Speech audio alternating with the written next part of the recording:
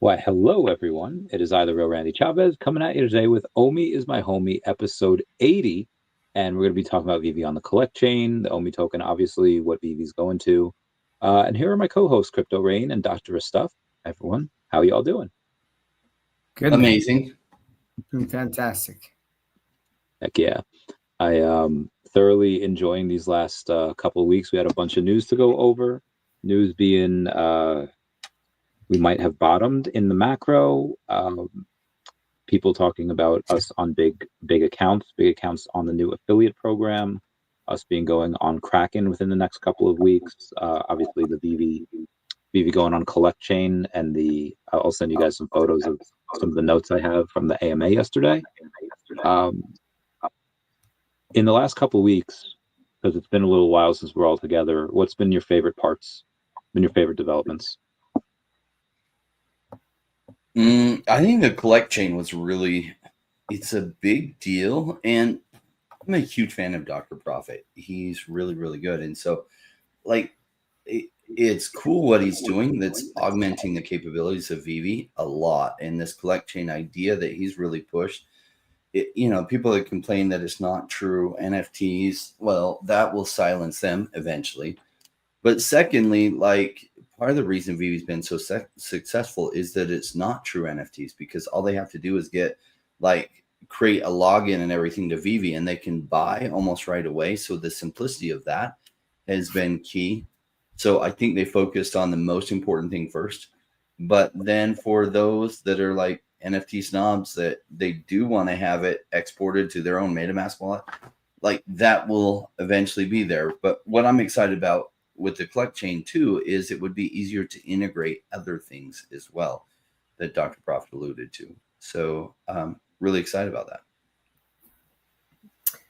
Yeah, I mean, collect chain is massive, right?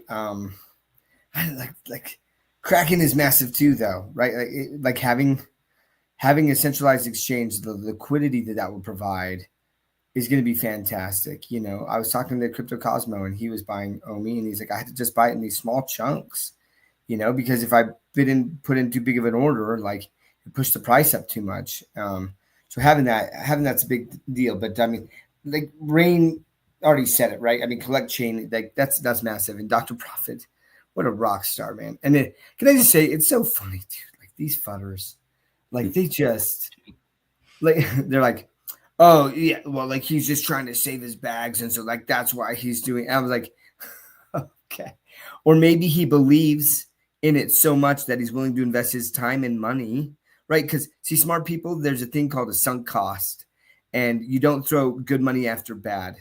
And I'm pretty dang sure that if Dr. Profit thought that VeVe was just dead, he would not be throwing good money after bad, right? But he's throwing like this time, and this is more than just VeVe, right? Like you talked about that there's going to be other, you can get other collections on there. There's other things, and it's collect chain for a reason, right? Like you'll be able to collect VeVe stuff, but I think you'll be able to collect more stuff, right? And so it's huge news. It's really exciting, and I love that Dr. Profit is tied to that, and it just shows how he's doubling down on how he thinks this is the future, and I love it. I do want to go and take a look at not the sunk cost fallacy that you were talking about, but I think it's okay if you say like, hey, I have my investment in VeVe and OMI, and they're going to go my expectations from here to here. But if you're Dr. Profit and you think that, yeah, they're going to go from here to here, I'll make my money back plus a huge multiple.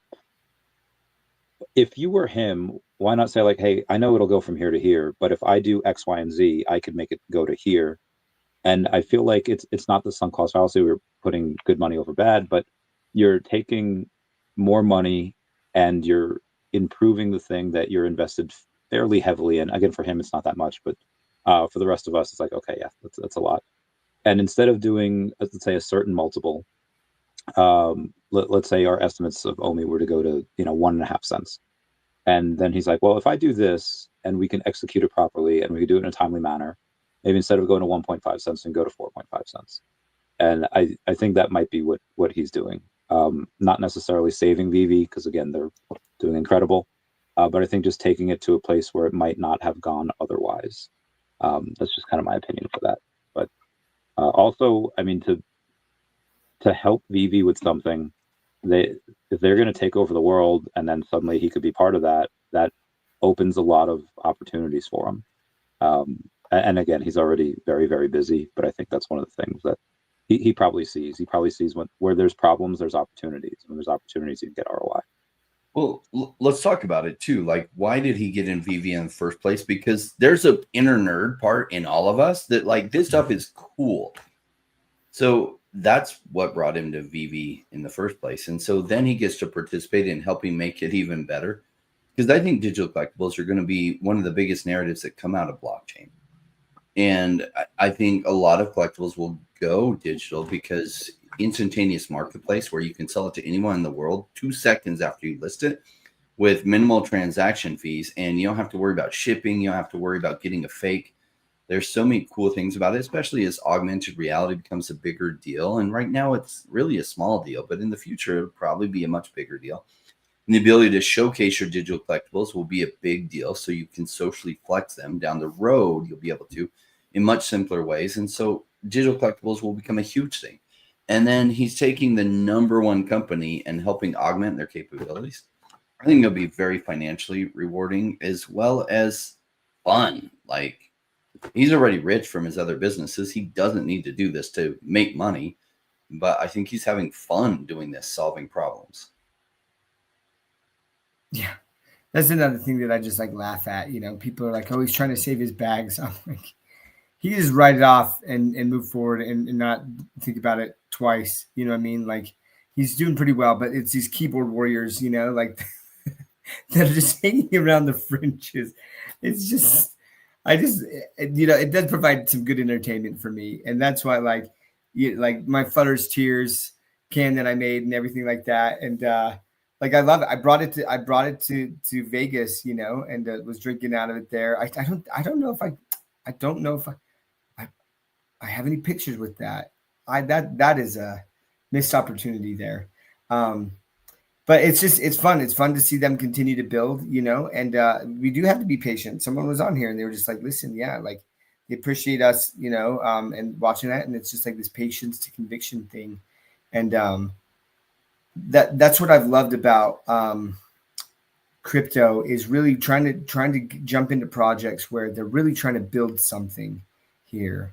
Right. And I love that. And they're actually making money. So like VeVe and OMI have been one of my biggest conviction plays over the last 5 years. And there's reason for that. And you see all of these, as you get into the community, you see all of these amazing people.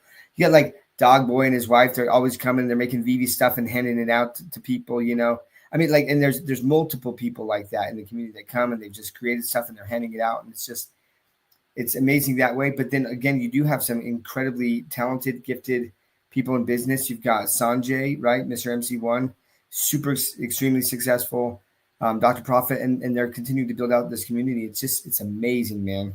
And so, yeah, happy to be a part of it. And it's really exciting to see this new announcement. And I think we got more in store. I think there's more in store that's coming down the pike here from OMI and VeVe. So looking forward to it.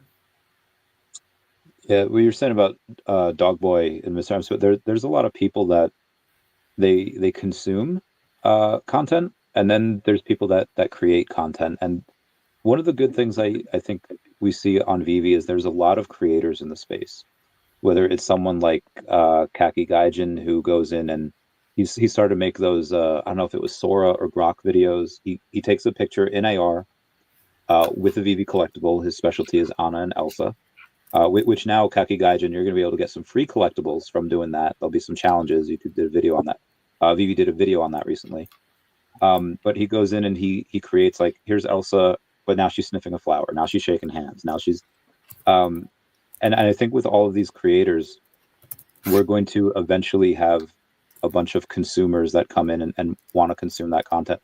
Back in the day, so Sleeping Comic, who I think he mentioned that VeVe Rank, if anyone remembers that website, he'd gone back to it recently and he said, like, hey, look at all these people that were here in 2021, and you see all of the people that were making videos constantly. And there were people that had watched every single one of all of our videos. Like they couldn't get enough of it. And I think that comes back at some point, especially now that you have a lot of people, like, again, people that are coming back because we're now going to self-custody our collectibles. So I think as long as we maintain a healthy amount of content creators, then the consumers will come. It was rough here for a while when it was just us, but now it seems that some people are coming back. Chris Coffey's on his way back, and NFT Pirates, even Jeremy Pador. Should we go to Jeremy Pador's tweet? Yeah, I think it's good to see, right? Like, it's how people are feeling. Okay, Uncle Jeremy, how's Uncle Jeremy feeling? Uncle Jeremy, who's been quite salty at OMI for the last several months, if not years, he goes on and he says, "I was ready to be 100% mentally checked out of OMI. I was ready to never post about it again, but I'm impressed. There's a big exchange, Kraken, meaningful burns, utility, OMI to gems, which also has a 7% burn, which is insane, and self-custody." He says, "It might be too late, but it also might not be. There's a subtle heartbeat." Now, for me, I don't think this is subtle at all. I think this is a very strong heartbeat. So I think we disagree there. But he was very, very negative on OMI for the last several months, and now he's not. I assume if you ask him what things could VeVe improve, he'll say it's a sprint, and he'll want to do more things. But at the very least, we took someone that's very negative and now is at least slightly positive, and I think more people listen to him, and I think we'll get more and more people. But what do you guys make of his tweet?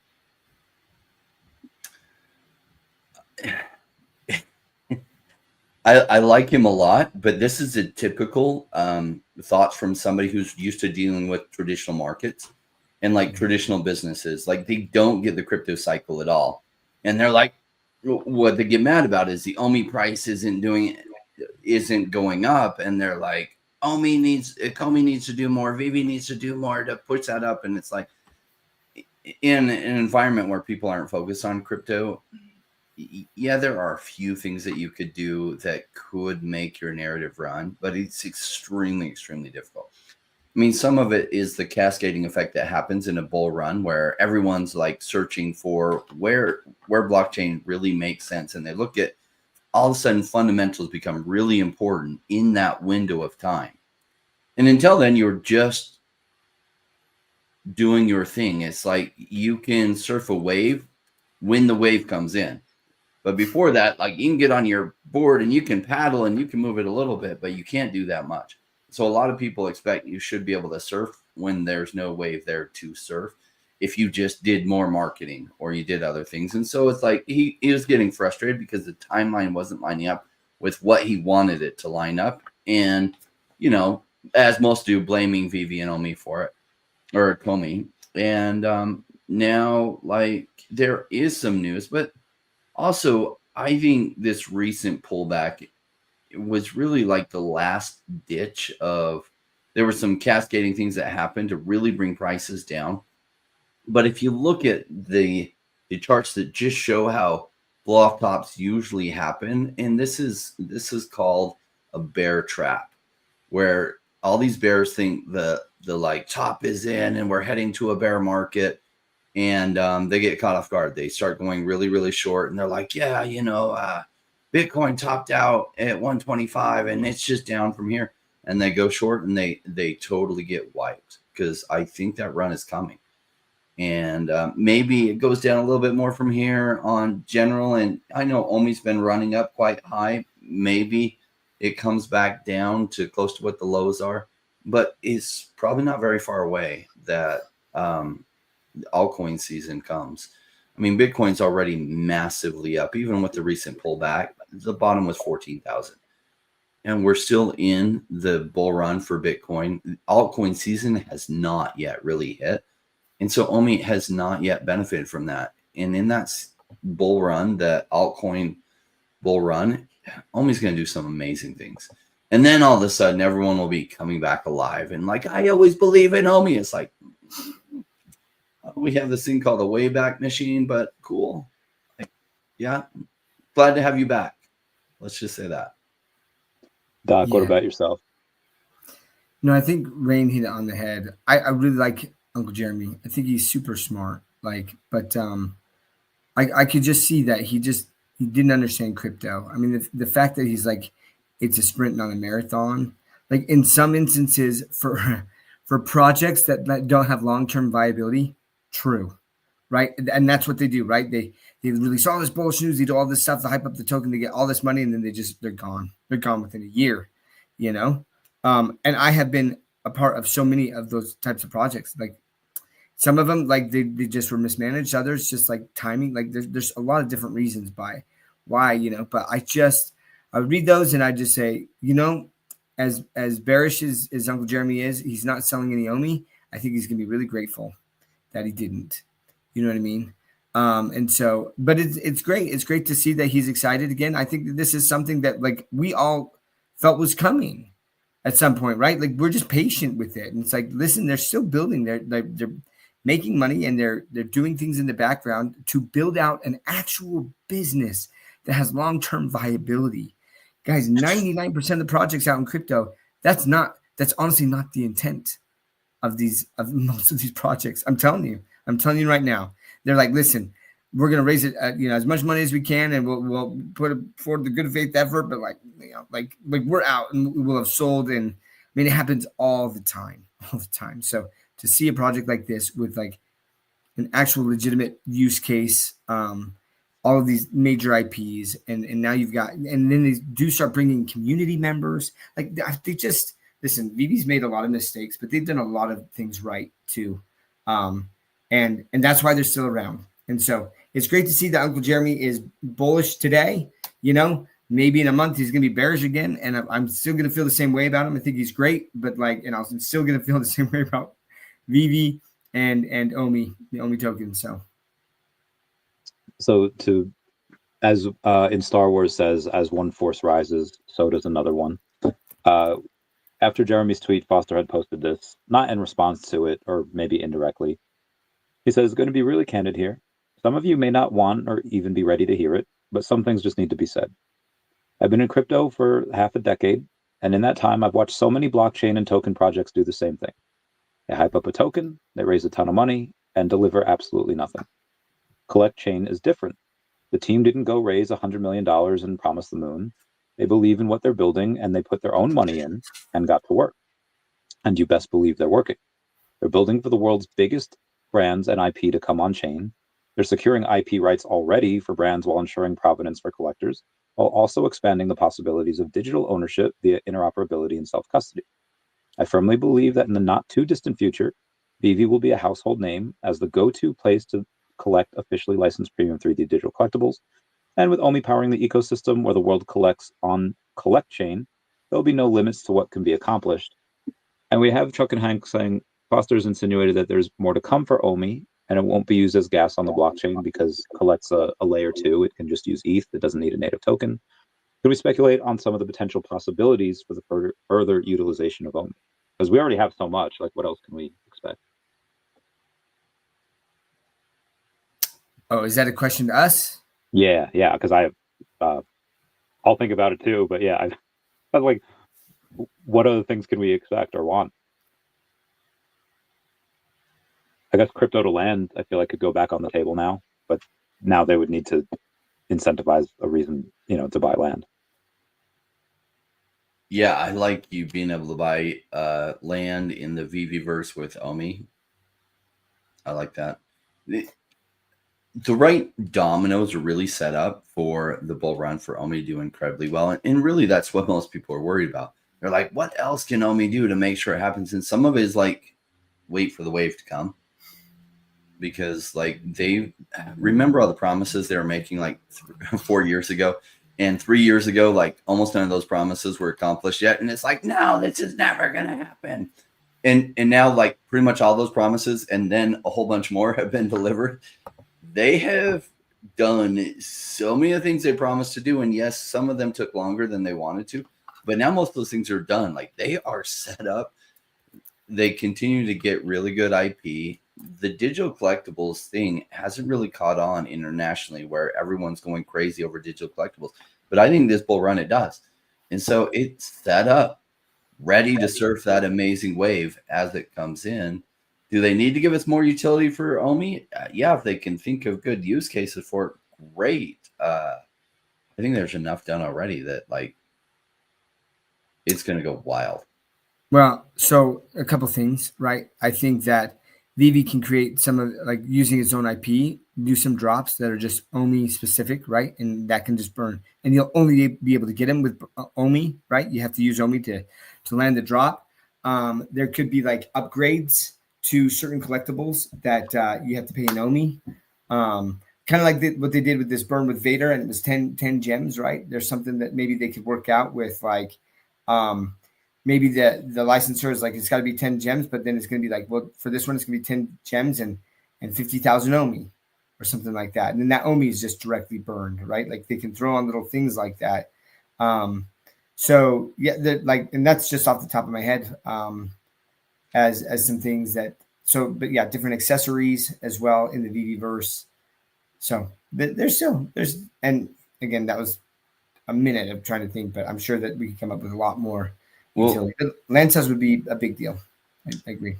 Yeah, land sales would be cool. And your ideas are amazing. That would just add further stuff to it. I used to, back in 2021, I was really concerned about the use case of the token. And that if there isn't a strong use case for the token's never going to pump. Then 2021 happened, and the use cases for Decentraland's mana token were pretty minor. There was some use case is that you could buy some of the Decentraland items using the mana token, but that's pretty much the only use case. And then the sandbox token, similarly, that plus you then had to use it to buy land in sandbox. But those were really the only use cases for them. And yet when the metaverse narrative hit, their tokens went absolutely ballistic with very minor light use cases. And I realized, man, use cases weren't as important as I thought they were. Now they can be an augmenter, but really the narrative hitting is what's the major driver in massive price growth. Yeah, I agree. Have you guys ever played RuneScape? I feel like I have, actually. I've seen videos of it. I never played it. It was big like 20-ish years ago. Yeah. Started in the early 2000s. You had to reach a certain level in order to make certain items. And it was very grindy. You had to go in and you had to spend hours upon hours, like every day, to get your level high enough. And not a lot of people wanted to do that. And there were so many skills. You could do it at smithing. You could do it at like cooking, chemistry, like all that magic. And there was this one chick that she reached a high enough level where she was the only one able to craft certain things. Now, obviously people were able to go in and say, hey, here's the supplies, craft it for me and I'll give you X amount of gold, X amount of whatever. And then there came a time where she's like, this is too much. Like everyone in the entire game is asking me to do this, and I'll take the levels, like I'll take the experience, I'll take whatever. But you know, a new item came out, and she's like, I'm only going to craft it for my friends, and they made like 33 of them. And these people were paying real money, like yes, in-game currency, but also outside game currency as well to try to get these. And I feel like we haven't seen that yet. We've seen a little bit of it in the last bull market, but in the last bull market, one of the scarcest Marvel items was Secret Rare Alligator Loki with like 800. Like everything else had 1,000 or 1,500, and some of the Marvel Mighties had like there's 20,000, 27,000 of some of the commons of Fantastic Four. So I feel like with this time we have not hit that metaverse narrative because last time it was just digital collectibles, and the Vader, like the Vader Samurai that was just crafted, there's only 367 of those. And I know that's different than like 33 items in RuneScape, and there's other Vaders, but that's the scarcest Vader. But and you can get it for like $22. So I think there's going to be some certain things like that. I don't have one, by the way. I'm not trying to pump my bags, but I think there's certain items that people are going to want, and they're going to pay really insane money for. And like I said, we haven't seen that yet, because we're still in kind of a bit of a bear market. And I guess that brings me to another point, which is Brian Armstrong, CEO of Coinbase, has said that he sees a lot of progress on the crypto legislation bill, and he thinks we could see it pass in December. We've had a rough, in 46 days, Bitcoin went down $46,000, $1,000 per day from 126 to 79.9. Is that it? Have we bottomed? Is this just a dead cat bounce? Is this a full reversal? What do you guys think? Well, I think it's turned into a bear trap. So I think there's been some cascading things. Number one, you're seeing the problem with strategies like micro strategies where they're borrowing against their Bitcoin to buy more Bitcoin. And then when things go down, like there were a whole bunch of liquidation. Now, I don't think micro strategies is close to its liquidation point, but you see how things can cascade. A bunch of longs got liquidated, a bunch of positions on leverage got liquidated. You see the danger in that. And there were some other things. I guess the US went after this Bitcoin scam ring that was out of China and confiscated a bunch of the Bitcoin. And so then some other scammers all dumped their Bitcoin and just further cascaded the price down, which then trickled through the whole crypto market. So this kind of stuff happens and freaked so many people out. I mean, still they're freaked out. The fear and greed index went all the way down to like 10 on the fear side. Like, oh my gosh, this is the end. And as Paul points out, when we do our videos on Wednesdays, he's like, at the true top, almost nobody's calling it top. And so the fact that so many people are so sure that it's the top, pretty much an indicator that's not. This is just a bear trap. It's going to wash out the weekends.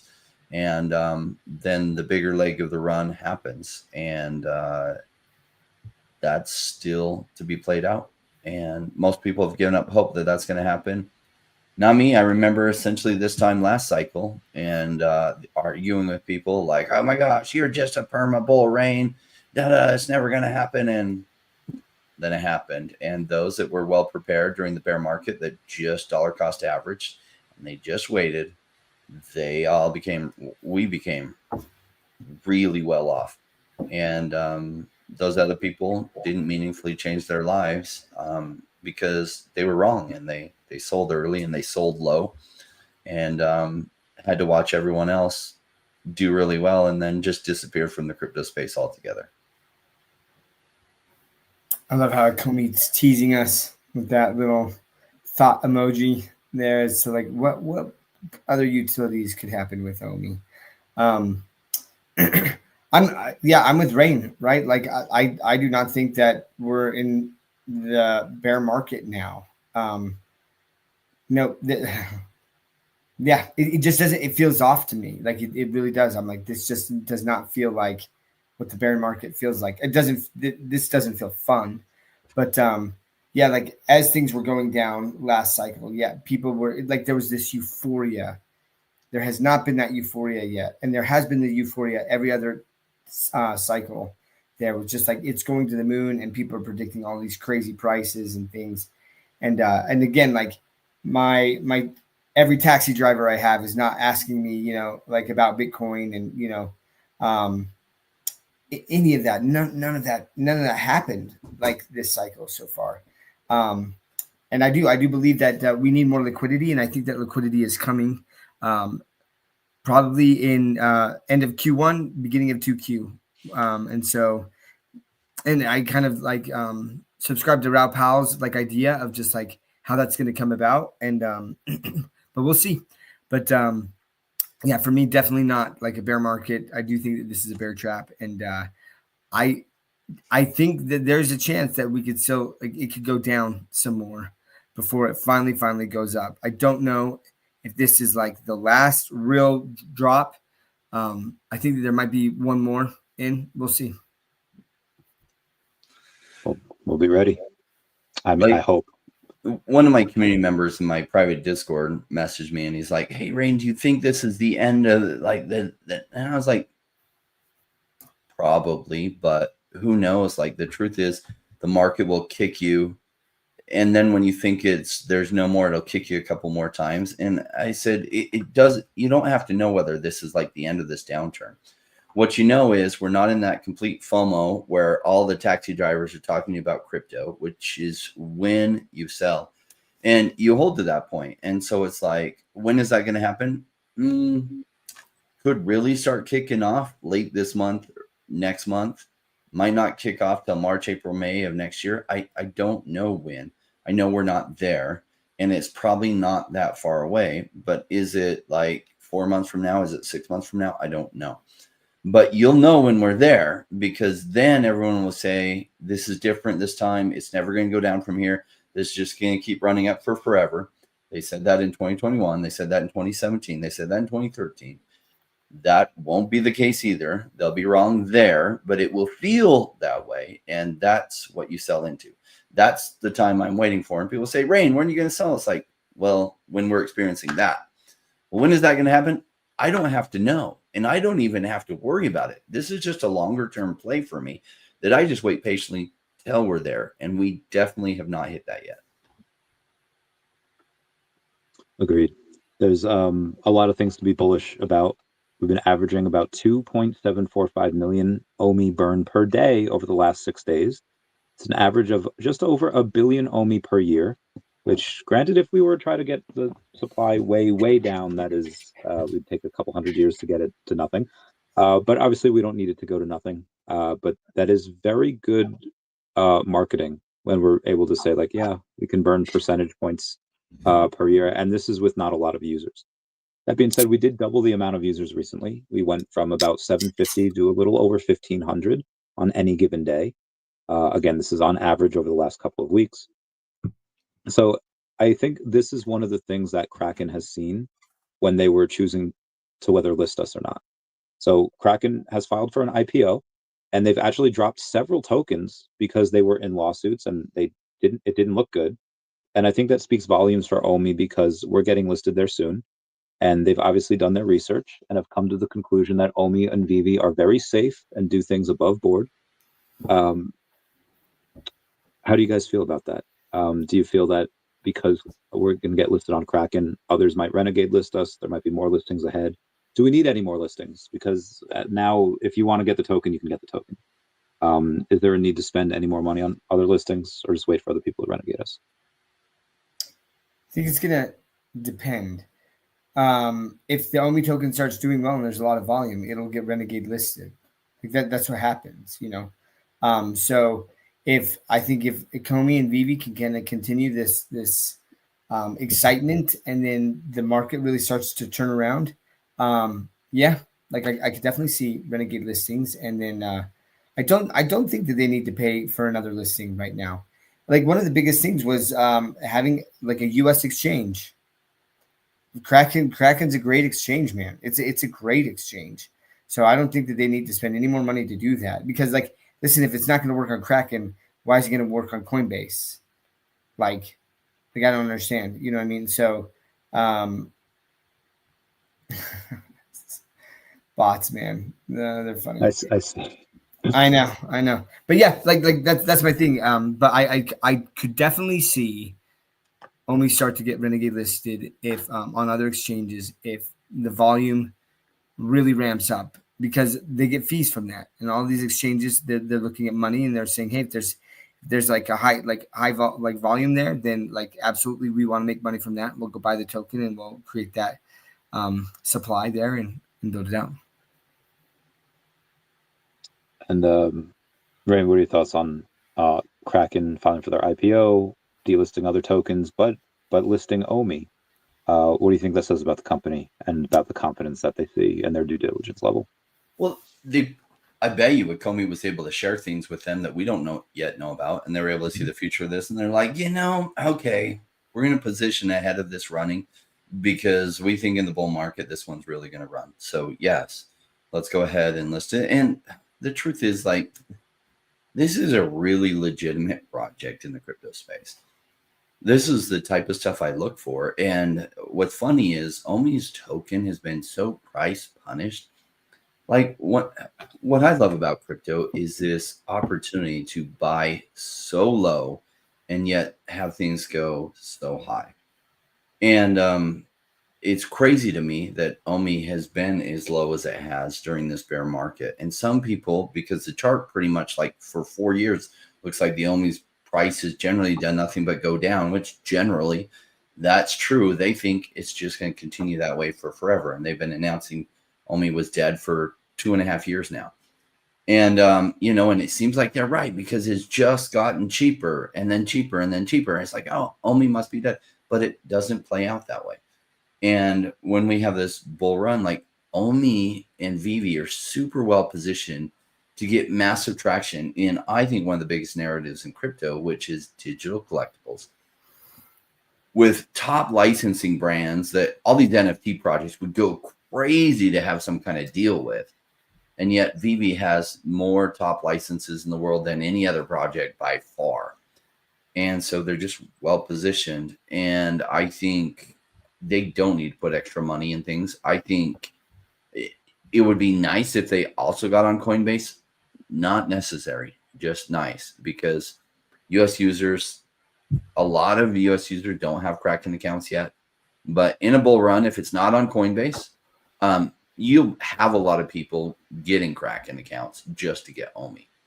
And if you're not in the US, it's been easily available to most of you in the world already anyway, through some of the other exchanges it's on. Agreed. So we're talking about someone was talking about the collect chain before. I don't know when the testnet will be available on or when it goes live. There'll be a website next month about it. And once the website goes live, then there should be more information. And then the transition happens in Q1. But right now, I just took a look at the partner statue, which I think Doc was telling you before, where we were at, I think, 1,200 on the VeVe app and 1,400 on Stacker. And now we're at 2,400 on the VeVe app and 1,600 on Stacker. And that happened very quickly. And I think it's that a lot of people outside of VeVe or maybe they were old school VeVe, they're coming back. I don't know if you remember when we had that one guy, I forget his name, but he had like 7 or 8 Bored Apes. And when he heard that first appearance, Mickey Mouse is on the blockchain, it's like, hey, I'll trade someone my Bored Ape. At the time, it was worth over $250,000 for first appearance Mickey. And then when he found out we weren't able to be self-custody, he's like, I don't want my stuff in a walled garden. I'm sorry, guys. And he dipped. Now, I don't know if that person's going to come back, but that particular person, even if he doesn't, many like him, we probably will. And I know we don't really do like a ton of speculation on here, but I think that some of these items, like, again, this isn't a JPEG. Even if it was, it would be a JPEG of first appearance Mickey Mouse and Walt Disney or Vader. I think a lot of times people live in these fish bowls, like, oh, that's too much for this collectible. And I've seen it in Pokemon, I've seen it in gold, and it's like any type of collectibles. Could we see 100K partner statue? Could we see 100K spider? I think now that we're able to go in, Dr. Profit confirmed yesterday that we're able to go into MetaMask, and it's 100%. It is 100% available to go in and be able to be used on these other third-party apps. What do you guys think? Where do we go? I think that we've already seen that Spider-Man and the partner statue can do very, very well when there's a lot of liquidity in the market. And so is it possible? I do think that it's possible. And I think that, yeah, if people, the narrative that like they do feel like to a certain extent there is self-custody or there is some interoperability, and we'll see that, yeah. So the guy actually who he was a big Bored Ape holder, his tag is Franklin. Franklin had a ton of, and I know this because I responded to him and I said, I will make that trade because I wanted a Bored Ape at the time, right? And then someone under me responded and be like, don't do it, bro. This is why they're not self-custodied. And that's kind of like what happened there, you know. But I do think that people will be more open to it. And as digital collecting becomes more and more of a thing, as people like, if it gets more widely accepted, there's no doubt in my mind that the first Disney NFT with Walt and freaking Mickey will do very, very well. It will do very well, you know. So, yeah, it'll be interesting to see how this all plays out. But I continue to be bullish, and I do think that VeVe, even just like long term, is a long term project, and that's really difficult for a lot of crypto people to understand, because they do kind of go in these cycles, and everything is shorter time frames and things. And so to think about a company that's still building, and that long term, maybe like some of the prices don't go as crazy as they could compared to others in the crypto cycle, but like long term, this could do crazy numbers. And what I mean by that, think about this. Think about in 15 years from now, if digital collecting has hit mainstream and VeVe's still around, and like it will be like, honestly. So I don't know if you saw that what is it, the pawn shop episode, right, where the guy brings in a freaking what did he bring in, Randy? I forgot. Well, there's two you might be referencing. One is a Pokemon card, and the other is No. Mystic Axie on Pawn Yeah. Shop. A Mystic Axie, yeah, a Mystic Axie Infinity, right? And they brought in like I think it was Pawn Stars, and they ended up buying it, right? They ended up buying it, and they got this person that was like, yeah, this is super rare and things. So 15 years from now, think about this, right? Digital collecting is a whole thing.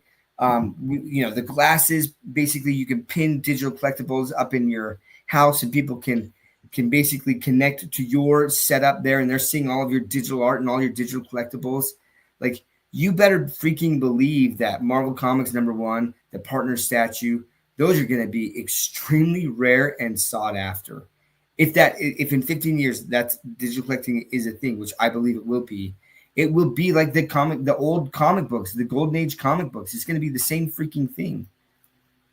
So, and we just saw how much did Superman sell for, right? Like 9 million, $9.1 million. Yeah. But the problem with that is that, again, the problem with that, and why I think that some of these digital collectibles will still sell for more, is because that person, the only time that they can show that is basically they take a picture and they show it, or they try to bring people in, right? But with these digital collectibles and the AR, VR, you'll be able to go to their freaking metaverse or their VeVeverse, right? And you can see that, and you know that they own that. Because, again, even someone who takes a picture of a physical copy, people are like, how do I know that's yours? Unless I can see it in real life, whereas in the VeVeverse on the blockchain, it's validated, right, man? So it's like, and I think that the people like Dr. Profit, who've been super successful, the Sanjays of the world, I mean, and there's so many more, Mr. 41, right? Like, I just blanked out on his name, who has like a bazillion Spider-Man, Mr. Squibs. Mr. Squeebs. Oh, Mr. Squeebs. God. Yeah, right. Like, listen, I feel like they are taking a very educated bet on the long-term viability of this, and they are spending hundreds of thousands, millions of dollars on this, and there's a reason why. Just saying. He got his 44th Amazing Fantasy, not his SR. 44th secret rare. Bro, that's crazy. That is 20% of the entire freaking market. I am, oh my God. That is. Wait, what's the percentage? Well, there's 250 in circulation. So if you times it by 0.2, that's 50. So he's got like 0.118. He's got 18% of the entire secret. Like, that's crazy. And now, granted, it's not like everyone else is distributed everywhere. Dr. Profit has 11, Solani has 3, KM3000 has 3. Oh my God, Tina Garcia's got 2 of those? Good for her. Well done, Tina. Good for her. Okay. Tina's so awesome. I love Tina. So, and this is with, these prices with, now granted, we've doubled our active daily users recently. We've gone from 750 to 1500. But have you guys seen the new Rockstar guy? Oh, the new partner with VeVe? Yeah. Uh-huh. So he's got 4.5 million subscribers on YouTube, millions others on other socials, a couple hundred thousand. I texted VeVe Magic, like, speaking about partner statue on live, and she's like, I'm here physically and mentally. She's ready because she's got a bunch of partner statues. We get to, this guy has millions of followers, and he put VeVe, like, he has his code, like it I don't think this was a paid sponsorship. He's got his code, and you get 10 free gems, and everyone that uses his code and uses those gems in the store, he gets $10, $15, $20 from. If you have 1,000 people, that's $20,000. So I think that this is going to be, once he makes money with it, people are going to be heavily incentivized to go in and do the same thing as he does. Now, again, that's if 1,000 people join. Even if 100 people join, it's just a couple grand. It's like, I don't know if other ones like him will do it with just 100 people joining and you make a couple grand on it. But I think people with 9 and 10 and 20,000 subscribers are like, yeah, I'll do that. But again, if he goes and gets 1,000 people, makes 20K, I think other people will get that bread. Rain, what do you think about that? Well, so I was thinking about why some people can't see what's coming. And when I did real estate investment, I called this golden vision. It's the ability to see what's coming before it happens. And you can kind of add up, do the math to get approximate what the result is going to be without being able to see the future.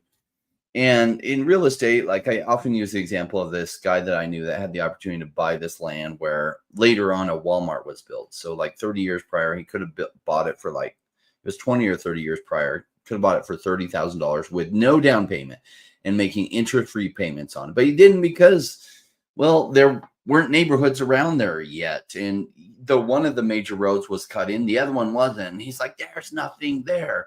And he couldn't see like the city plan and be like, oh my gosh, that's probably highly likely going to be a major intersection, and be able to see that, well, down the road, like neighborhoods would get built out around there and that would actually be a central location in the future. And he just didn't have any golden vision unless it was right before his eyes. He couldn't see it. And a lot of times with this, like,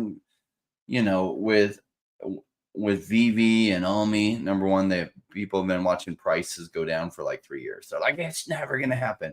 Number two, they can't see all these pieces coming together and realize that like augmented reality is going to be an even bigger deal in the future than it is now. Digital collectibles probably are going to be one of the biggest social flexes that people can be doing, that probably Saudi princes will be coming in and they'll be like, oh, Mr. Squibs has 20% of the supply of, I'm going to get 35%. But because Mr. Squibs isn't willing to sell, and a lot of the people aren't willing to sell until the price go way, way higher, they would have to pay 10 or 20 or 30 times the price to try to get 30% of the supply. And that would drive the prices up like crazy. And they can't see how these things can come together. Like you have this major influencer that's doing a brand, that's now talking about VeVe on his big channel. And that's just the first of many. So people can only see what's happened till now, and they can't be like, oh, these pieces are coming together and I can see this happening, because they don't have golden vision. And golden vision is a requirement to be able to make your money make money for you, which is really what I'm doing in the crypto space. I'm taking money, I'm putting it to work for me to make a lot more money for me. But in order to do that, I have to be right more than I'm not. And I like OMI for that. I like the VeVe collectibles for that. I'm seeing the right things setting up that is going to be crazy. And I think we've just scratched the surface with these big YouTubers catching on and sharing VeVe collectibles. I think that goes huge. I think in the future, a lot of the ones that got huge into Pokemon are going to go crazy for VeVe, because it's got a lot of the same principles, and you don't have to like mail these cards to people like you did with Pokemon and hope they didn't get stolen in the mail, and then you have some kind of claim and get a charge back, and then like you're screwed, because they can just go on the marketplace and sell right there. So not only will they be covering it, but they'll be buying and they'll be talking about their purchases as well. And I think it goes wildly viral.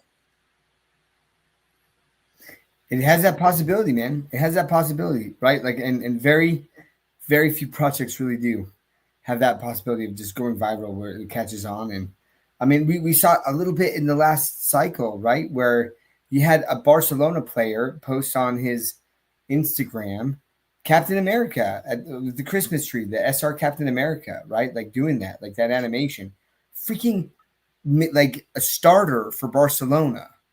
Like, I don't know if you guys know soccer, but like I mean, that dude had millions of followers.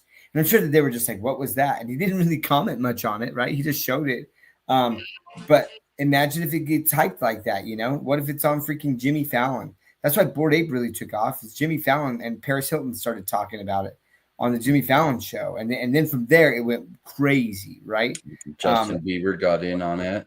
Yeah, Neymar got in on it, right? Like some really, really big names. And so imagine that with freaking VeVe stuff, right? Where people are taking AR. If that gets a trend on TikTok or on Instagram, right? Just like posting it with your ARs and stuff like that. Like, man, like game over.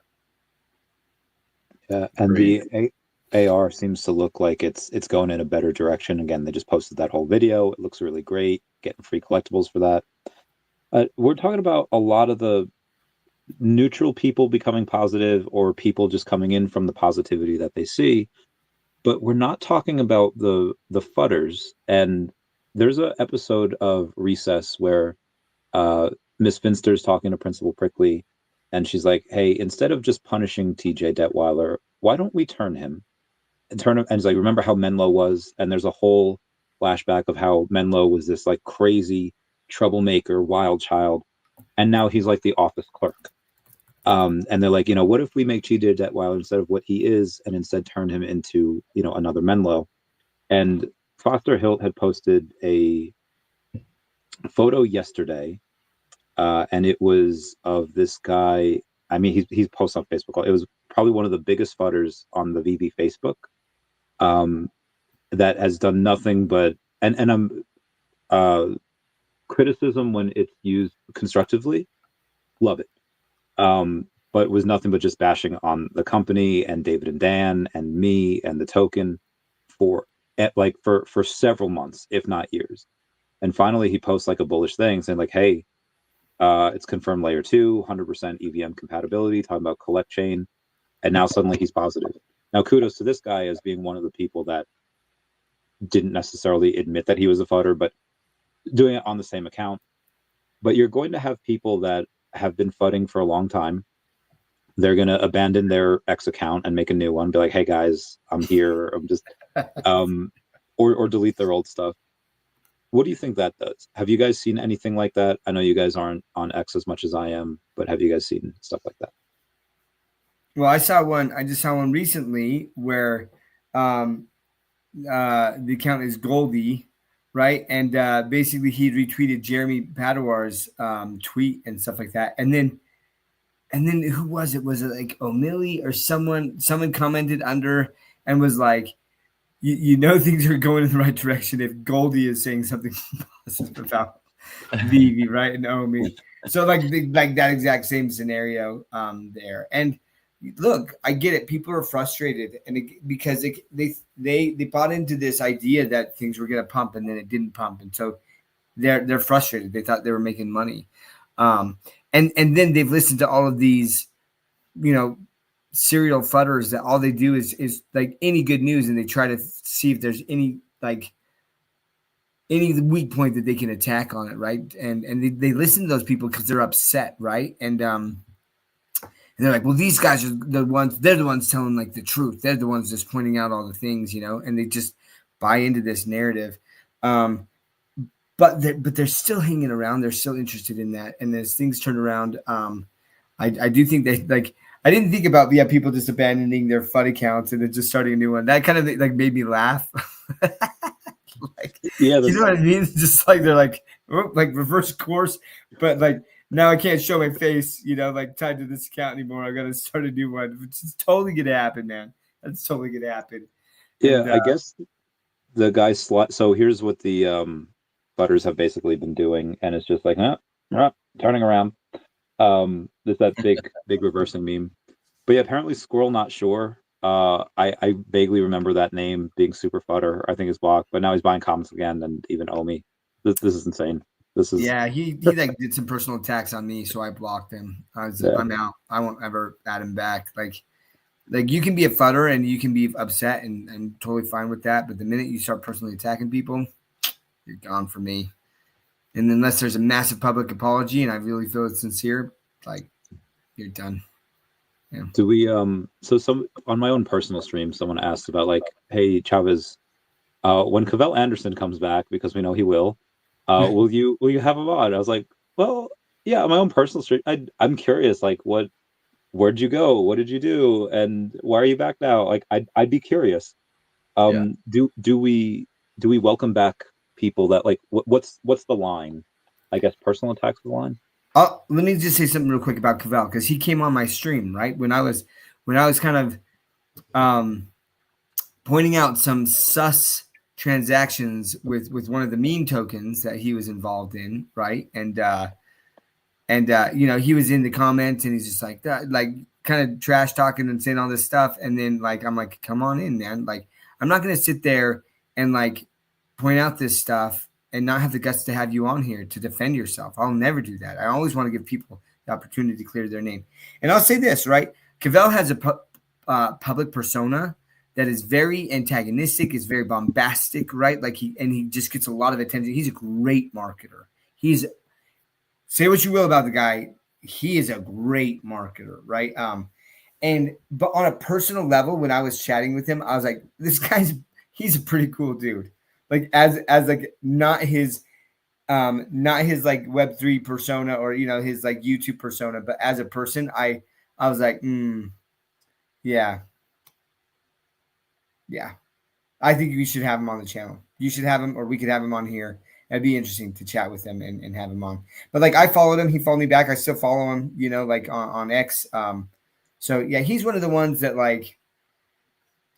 Now there's one guy, like I won't even freaking mention his name. That guy's a clown. I cannot. There are very few people in this world that I am just like, you are just a terrible person. Like as a whole, you are not a good person. And that's this guy. And I think a lot of you guys probably know who I'm talking about, honestly. And that says a lot, right? If that guy ever shows his face again, we should legitimately stonewall this guy. That guy does not deserve to come back in this community ever. Nothing ever. Preach. And I will like freaking shun anyone who does accept him back. I'm so mad. Yeah. So quick note to all the viewers, I'm sure you all know this, but any comment shilling like a pre-sale, it's absolutely a scam. Yeah. There's no legitimate pre-sales that you're going to have access to buy over the internet this way. So all those comments coming in, it's been happening the last number of weeks. Yeah, can we invite Paul Barron on? Yeah, Paul Barron, sure. Like, I don't want to invite the super toxic people because I don't want to give somebody like that a microphone. Why? We don't have time in this world. Just because they have an opinion doesn't mean we have to bring them on to voice it. And when they're super toxic like that, they've permanently unearned any of my attention. Like, I don't enjoy talking to people that are toxic. And I removed, like in my personal life, I remove toxic people. If I see somebody that's like highly deceptive and everything, like they're done. I see certain things come out. I see them stab other people in the back. They're done. I don't invite them to things. I don't like, sure, someone else invites them and they invite me and I go to an event, they're there. I never invite those kind of people around. I don't have those people around in my life. Why? Because my life is so much more peaceful now. I used to try to help those people and do all this. And, after 5 knives in the back, I would still be like, oh, yeah, maybe if I just served them harder. And then I learned in life, man, why am I making my life so hard by surrounding myself with people like that? And I purged all of that. And I was like, man, my life is so peaceful because I'm surrounded just by good people. And I'm surrounded with people that disagree with me all the time. But people that disagree with me, they're dealing in good faith. In fact, I love it when people disagree with me because I want to hear the reasons why they disagree with me, just to double check my thinking and see if maybe I'm missing something. But people who are toxic, that's a different story. And that's what Doc is talking about. Somebody who's toxic, that's like just absolutely toxic. No, we're not have them on. Not a chance in the world. We'd never bring them on. Why would we give them a microphone? What have they done to earn that other than being toxic? Oh, sorry, won't happen. So we actually have a video here from Paul Barron saying, I just wanted to apologize to the VeVe fan for saying that VeVe was dead. I was oh so wrong. It's actually my channel that is dead.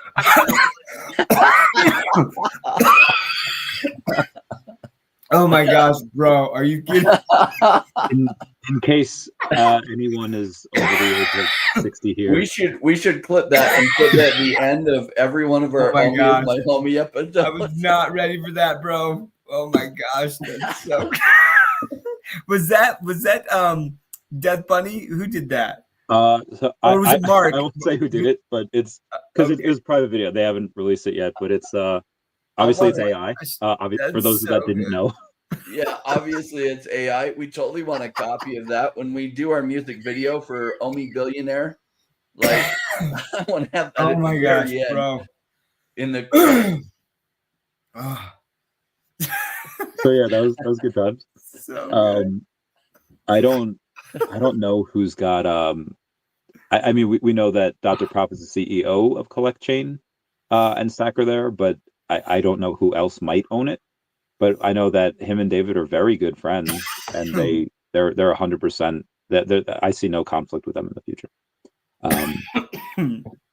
But shout out to people that are collecting a bunch of the supplies of one item where you guys become the store.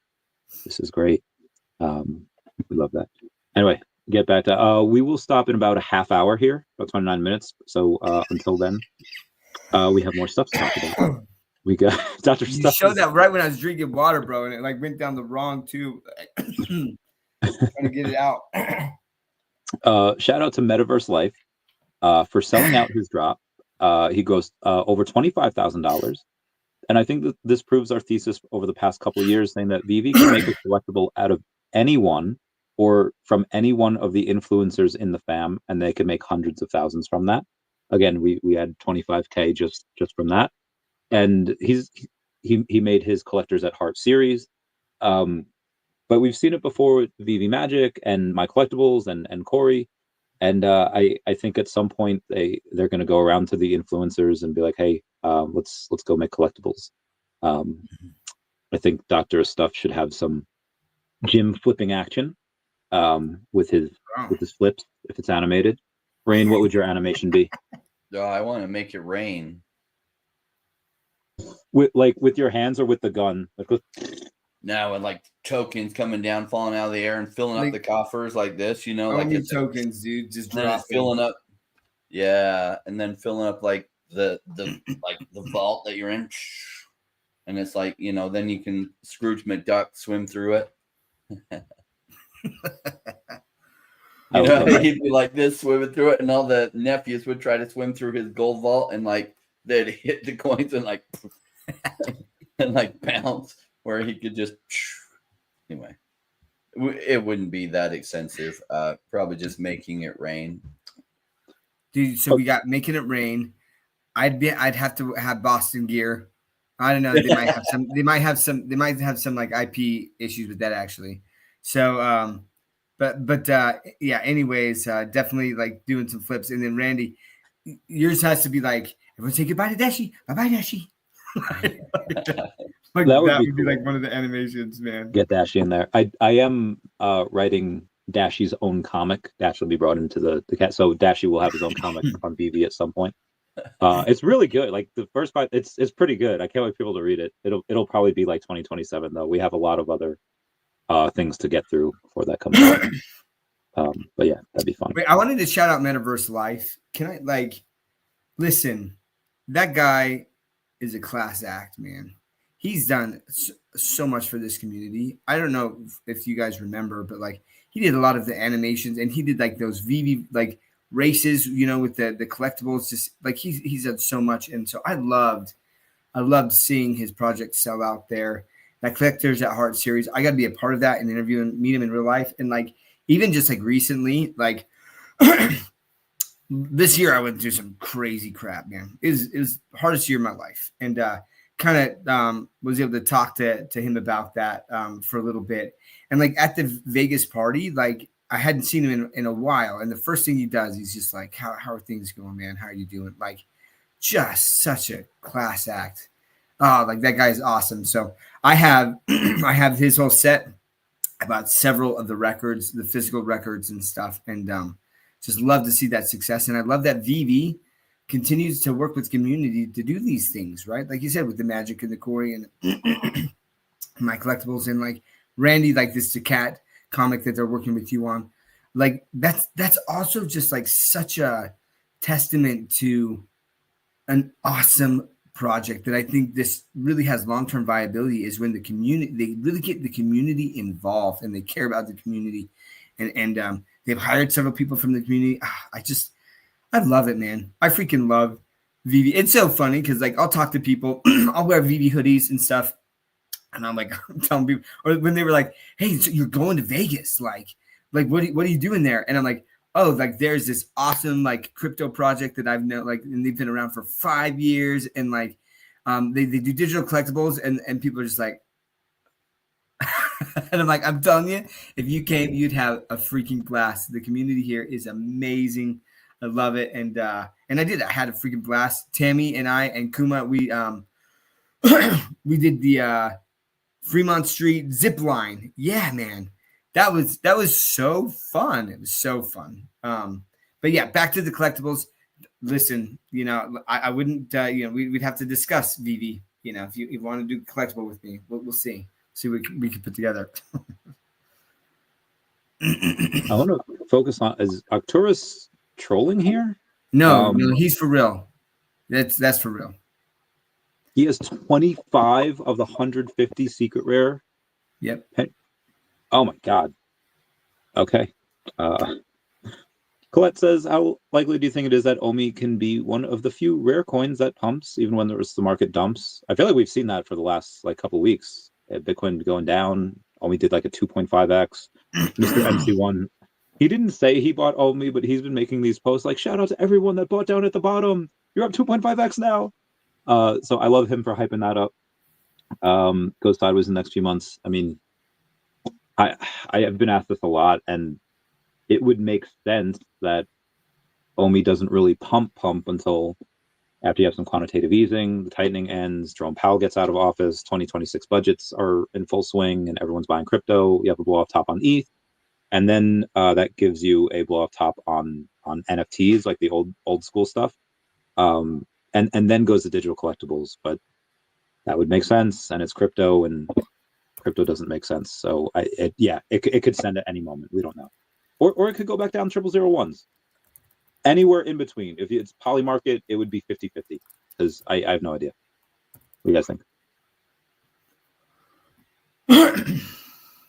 I got distracted by Slider's comment. Rain gold for Moon Boys, but then have Thunderbolt hitting the futters. And then my mind squirreled on like Rainbolt hitting the futters. Or like Thunderbolts lightning hitting the futters. That'd be funny. We could have OMI Billionaire playing in the background. Maybe not. Maybe the copyright issues.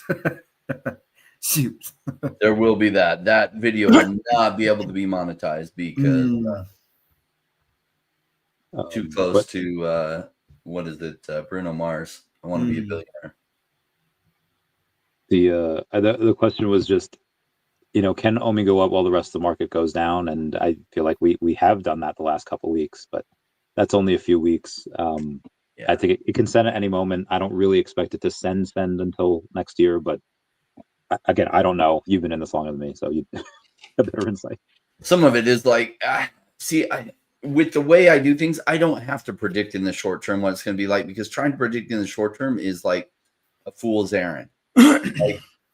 So the probabilities when you're trying to predict the short term go really, really bad for you. The probabilities in trying to predict the longer term are much, much more solid. So the way I set it up, like I just dollar cost average when prices are low based on my fundamental analysis. And sometimes in the bear market, they get even cheaper, and then it gets even cheaper, and then it gets even cheaper. And you don't have to know where the bottom is. Like that principle works. And then when crypto goes absolutely nuts, or your narrative absolutely hits and everyone's talking about it, then it's sell time. And it's that simple.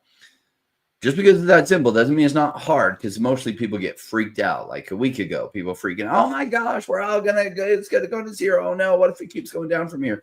And all the stories say it's gonna go down from here. just realize that 95% of people do bad in crypto. When all the stories are saying it's just going to go down from here, do you think the 5%ers are buying into that? Or do you think the 95%ers are buying into that? Well, the 95%ers. So what does that mean? Don't freaking listen to it. And you just literally counter trade the major sentiment, and you end up doing pretty well. You especially do pretty well if you buy fundamentally strong projects when their price is really, really punished. Got Arturo saying that crack. I mean, yeah, there's some people that really don't know what OMI is yet. They could be newer whales, and they've only been following the trends, and the trends have been. I think we had meme coins. We had a little bit of a gaming, I think, last year, and then privacy recently. So if they're newer in the space and they've been following trends, well, we haven't really hit that trend yet, and Kraken could definitely help us. We've got Dr. Profit in his AMA yesterday made special care to talk about how they can host Candy collectibles. Candy being the platform that Futureverse had acquired. Now Futureverse is out of business. Candy's kind of up for grabs. Do you think he was dropping a hint or just trying to get people pumped? I hope it's a hint. That would be amazing. I would love that. I mean, I love competition. I think that it's vital. But like it is what it is right now. And so like I would rather VeVe acquire it if possible than have it, sit there for a while and nothing be done, So I do think that was interesting. Like why would he say that? Why would he say that? You know what I mean? Why would he say that? So I'm speculating that that might be a hint, and maybe the hint is that like wherever Candy decides to go, as long as they say like that they could talk to whoever and just say, hey, you could list. There's another marketplace that you could list these on if you want, and you'll get your royalties for it. So it'll be interesting. There's a couple of people talking about David Yu, and I don't have one. Well, I don't have the secret rare. I think I have one of his commons. Same with VeVe Magic, because they're $1,000, and that's a little expensive. And I'm sure people will I'm sure that'll go up at some point, but that's not my. I need my $1,000. But speaking of collectibles going into the thousands, we had a $3,000 bounty claim yesterday. It was the Teenage Mutant Ninja Turtles diorama, and then we've had a couple of unclaimed bounties. There was a $4,000 bounty for the 1987 Ryu. There was actually a $6,000 bounty from Draco.eth, and Michael Bauman, which spent over $10,000 trying to get it, was not going to sell it for $6,000. He just he minted it and he got it. That being said, there is a $4,000 bounty on the Michelangelo number 1987. That is coming out on the 29th, so that is a few days away. And Thomas Crypto has said that bounties are a way where he can help get paid through his affiliate link. Newer people come in from that. But then you have Draco.eth saying like, no, for collecting, it should just be private, and you get a lot of pomp and fanfare, and it makes the whole thing a little, lack of a better word, says a little disgusting, little weird. Because some collectors do think that. What are you guys' opinions on the bounties? I think it creates hype, but and I think that's good, but others feel like it's not. I think the bounties are fun because for the people that take the bounties, it offers them an opportunity to immediately cash out for sometimes huge gains. So I like them. They just add more fun to the space. Yeah, like I think that's weird that they think it's weird. Like what?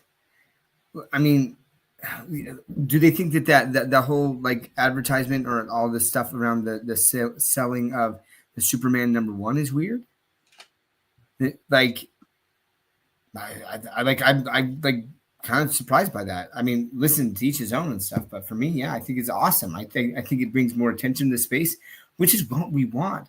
Listen, if you want mainstream adoption, the more really large sales that you have, the more mainstream adoption you're going to get. Like, I don't know what to tell you, right? Like, I don't think that people would care if Superman #1 sold for $20. Yeah. It wouldn't make any news media, you know, like, but if it's selling for freaking $9 million, then everyone's paying attention and more people are like, what is up with like these super old comics, you know, and rich people are like, what is up with that? Why is someone dropping $9 million on that? And that gets interest into the space. So I like that. And so, yep, keep going, comics and crypto. I think it's amazing. In fact, I claimed a bounty for them for one of the things a while ago.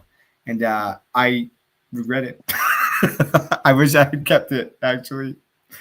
Now, Yeah, they're yeah. still going to do their bounties in gems, which I wish they would do it in OMI, but he says like, well, we don't want to sell any of our OMI, and I know you could just repurchase it back, but we can buy gems on our credit card and we get like 3% back on it. So it like makes more sense for them to buy the gems on the website, getting the 3% back, as opposed to trying to buy like send money to their Coinbase, convert to USDC to replace the OMI. I was like, okay, that makes sense. But I think that with Draco, I'm rereading his stuff now, saying whoever lands a bounty knows that they already have that amount guaranteed, so it's natural for them to push more, even if you're already offering the highest number. So I think he just doesn't want the bounties to be pushed up because again, he tries to put a lot of bounties on there as well. So maybe I see. So maybe I misunderstood. So he's fine with bounties, but like making it so public or something like that, maybe that he feels like that then people will ask more, and it just makes it.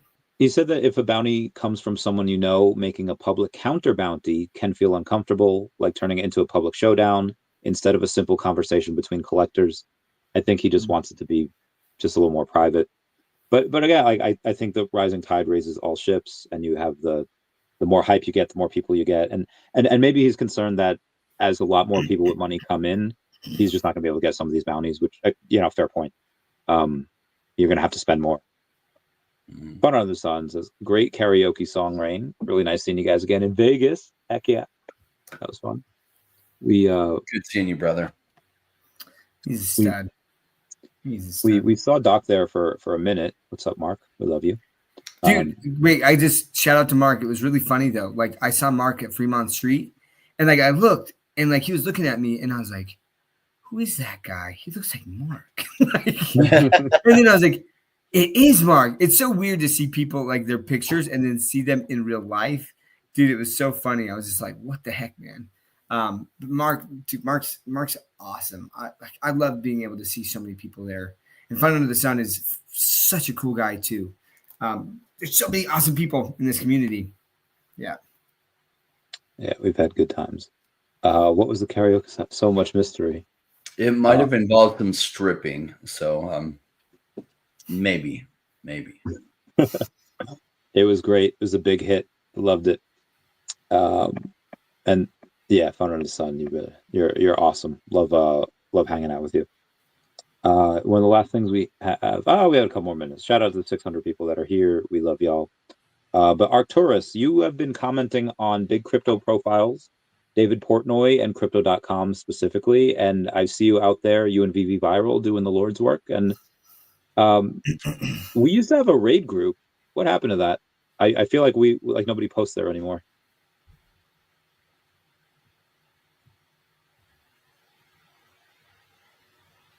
It's fine if we don't have a official answer, but I don't even remember what Telegram that was in though. But you got to remember that like there's like a delay of like 10 seconds or something like that from like when you ask that to him being able to hear it. So you'll probably get a text or a message there in the chat. But there you go. There it is. Oh, I was asking in general because I think weren't we part of the raid group? I didn't know Arcturus was part of the raid group. I thought you said rate group, and I was like, I don't know what you're talking about. Raid group. The raid, like the. Yep, I am part of that group, and it did die. It did die. It was kind of being led by some individuals, and like, listen, I can't blame them for being like, well, like, but I would raid, and I think, listen, all crypto projects do that. By the way, they all have massive raiding parties on things. They're like, go raid this tweet, and there's different ways that they do it. They can incentivize within Discord, and it's like you get these points or you get something for raiding and things. But listen. And that's one thing I got to say. It is shocking to me how some people continue to like trash OMI and VeVe, and yet like continue to buy this stuff.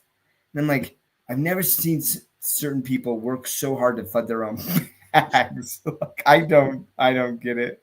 That's like the weirdest thing to me. Can you imagine like you're buying Tesla shares and then at the same time you're just like, Elon Musk, like you're the worst, and like these Tesla cars are crap. It's like, what are you doing, man? Like, that's crazy. I love it. So Raid Group would be great though. Like to go in and just show the strength of the VeVe community, because we got an awesome community. That'd be good. So I guess last thing before we bounce, yesterday they had announced a 1 of 1 as a Dynamite comic by Joe Mad X, and it was a little risque, little looks cool, but I feel like nothing you don't see outside of a video game. And then there was a comic that came out I think today or last week. It was called I forget what it was called, something Christmas. Scary Manny, Christmas. you're not showing it, bro. Don't show it. I can't show it. But it shows a little bit more than what the Dynamite one did. And how did they get away with that? Because again, it shows some. Is VeVe turning the corner and they're going a little more risque, like going a little more R and X rated? Are they? And if you guys want to know what we're talking about, go on VeVe Comics, type in Scary Christmas, and buy one of the NFTs. And I think regardless of which cover you get, you might get a little something you're not expecting. KYC right now is 18 and older, so they can do technically whatever they want. Although I don't know if KYC is really needed anymore. How would Disney feel about this? How do we? Yeah, I'm not buying the comic. I'll just put that. I was pretty surprised when I was pretty surprised. Yeah, that's all I got. That's all I'm gonna say. Okay, I was wondering if VeVe could maybe like, okay, well, if they do this, could they do certain magazines where they have other things? And because I mean, I think that would do, especially old school Playboys or old school like actual collector's items. That's not just smuds. Like, hey, this piece of history here is the first Hustler, is the first whatever. I think that would be interesting. Oh gosh, there's a lot more comments. Potential future IP, would each of you spend a lot? Pokemon. If they ever came out with Pokemon, well, Decat. I earmarked 2 million OMI to spend for Decat, whether it's OMI to Gem or on the secondary market. But I'm doing that. But aside from that, Pokemon. If we ever got Pokemon, I would spend more money than I should. What about y'all? I'm interested to hear Rain's take. What would really catch his attention? I would love Transformers that would transform from like a car to the robot, that then you could move around even in robot form, right? So they would walk around. So that would, my inner nerd would go crazy for that. I'm sorry, it just would. And I would get like Optimus Prime and, all the major players. Jazz, one of my favorites. He's kind of rare. He was a Porsche Carrera. So that I'd love. I like that they do the cars and that you can drive them around already. I think that's pretty cool. But for that, I would drop some cash. Even if like right now I'm not buying a whole lot other than some things that are like been forgotten for a while. Just because like I've made all my allocation to crypto. So I can't help myself though. VeVe like totally tricks me into getting more stuff because I love it so much. But if they did something like the Transformers drop like that, I would just have to allocate more money into VeVe. Yeah, like I mean they did Wolverine. I love Wolverine. That was a big deal for me. It's so cool. Loved Wolverine, and I'd like to love that. I also have like a real big nostalgia for Thundercats. And we've got I've got a lot of the SR comics of the Thundercats that they've dropped and things, but to actually see Lion-O, and for him to be like Thundercats Ho and have that sword and it extends like in Mumra, like that would be pretty epic for me. I would definitely drop that. Teenage Mutant Ninja Turtles is another one. I don't like the edition size with the price right now, so I'll probably be getting some stuff on the secondary market. I will say though that black and white with the red band, and like the history behind that, how all the Ninja Turtles were like black and white and they all had the red band, right? Like, even though they had the different names, that is pretty freaking cool, man.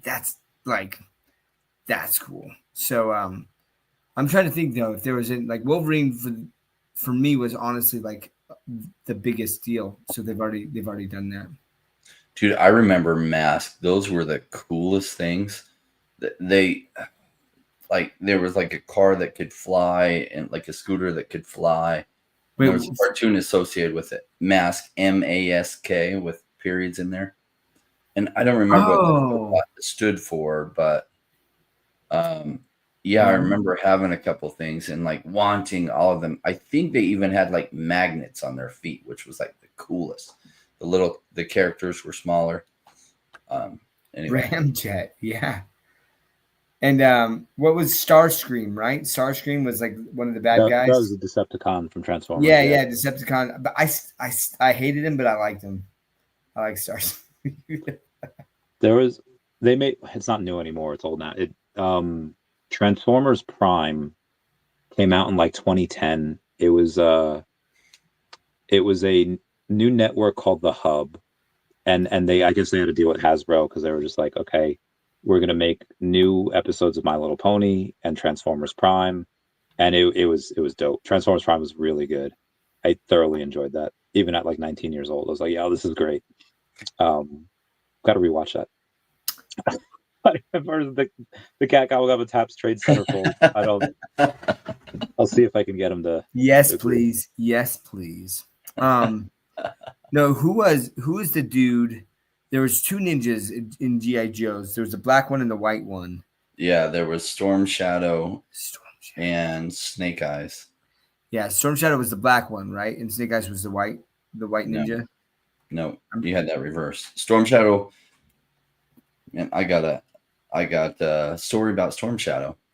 So I had to earn money through babysitting. I was super poor growing up, right? So I earned $3, and Storm Shadow was always sold out. And there was a Kmart like 2 miles from my house. So my friend said, "Oh my gosh," he had gone to the store. His mom had taken him. He got home. He's like, "They have it at Kmart." So I get on my bike. I'm riding. Some bullies totally stopped me, and they pushed me around. And I had the $3 in my top pocket, and they totally pocket one of the dollars. Like they pretend to give it to me back, and I'm like, I'm missing some. And so they took one of my dollars, so I didn't have $3 anymore. I couldn't buy it. And then they sold out, and I didn't get one, and I was like so sad. It crushed my little childhood spirits for just like 5 years. Not a long time, just 5 years. And I would like think about that. I was so bummed because I lived in a small town at the time, and like they just didn't get a lot of shipments. There weren't like big toy stores. Like Kmart was the thing, and they didn't have that many of them. They sold out by the time I could then earn another $1 to have enough to buy it. I had no idea. That's wild, man. Karma does come around. One time. Like it's 10 years later, it was the most random thing. 10 years later, I'm walking through a KB toy store, and randomly there's a Storm Shadow sitting there. Just one. They're long since sold out. I don't know what the hell it's doing there. I'm like, yeah, grab it, take it, and I buy it. I'm like, yes. And I'm like way older by then. Like I'm probably 20 or something. Do you think I opened it and played with it? Hell yes, I did. Because I was so bummed. I wanted that action figure more than anything when I was that age, and I didn't get it. That would have been my villain origin story right there. Like when that happened to me, like evil. That might be what happened. I did turn evil, so that might be the reason. That's when Crypto Rain decided to take over the world. Yeah. All right, we are about out of time over here, so we'll pass it. Final words, final thoughts. I just listen. Like I love that people are still here. That they have been so patient. I think that the time is coming. Like things are ramping up, and we're starting to see like a lot of progress. It's like slowly, and then suddenly all at once, right? And I think that there's going to be a lot of things that are coming up at the end of this year, coming in VeVe. But like going to that 5-year anniversary, thing in Vegas at Decon was so awesome, and it was awesome for them to recognize a lot of the people in the community that have done so much, and seeing them post these rewards and stuff. So shout out to all of those people who won those rewards. That was really great. Even Crypto Cosmo got up there. He had like and there you go. Look how cool that is. That's so cool and so deserved, Randy. That is so deserved, man. I love that. Like, I love how they recognize the community. And listen, I just want to recognize all of you guys who are here and watch our show every week and comment, and just when we get to meet you in real life and how awesome you guys are. Just really appreciate that. Love this community. And I continue to be very, very excited about the future of OMI and VeVe. Yeah, flashback to March of 2021, and VeVe's app was live, and I thought, oh my gosh, they've got the first Batman on the blockchain. This VeVe app is probably going to be a really big deal. I think the first Batman on the blockchain, and they're seem to be getting some more licenses. I think VeVe is really onto something. Of course, at that time, like it was early. The Todd McFarlane Batmans hadn't even sold out on the app, and they were selling super slow, and people said I was crazy. And I was like, yeah, we'll see. But literally half my audience laughed at like this stupid Batman on the blockchain thing, and get back to covering serious crypto. I was like, I'm here for good investment. I don't see how you don't see why this is a big deal. And by January of 2022, so it took like 9 months from then, and it went 200x from that price, from 80 gems all the way up to 16,000 gems. 200x from the bottom to the top. It was crazy run. I think we're heading into another peak. Now, I don't know if it's 3 months from now. I don't know if it's 9 months from now, when people go crazy for digital collectibles again. And this is what it feels like starting to build some momentum, starting to go the right direction, just like March of 2021. Most people weren't paying attention to VeVe collectibles because other things were selling like crazy, and VeVe collectibles were just kind of there and just picking up a little bit of momentum. Now we're feeling the collectibles picking up some momentum. At some point, it's going to cascade massively. They're doing the right things. Big influencers are going to take note. They have the right licenses. This goes really big, and I'm looking forward to it. Oh, heck yeah. We don't know exactly how they're going to treat OMI. We know that Snacker's going to make him a first-class citizen, as per Dr. Profit. So hi there, hey, that's really all he said so far about it. And yeah, Secret Rare AF-15 comic, if NFTs go crazy, will run tens of thousands, if not tens of thousands, in my opinion. It could do 6 figures. I don't know. Maybe. Depends how crazy people are. Anyway, guys, thank you all for joining, the 668 of you. I love y'all. Everyone say, Dashy's not here. But we'll catch you next time. Bye-bye, everybody. Meow. Meow, meow, meow.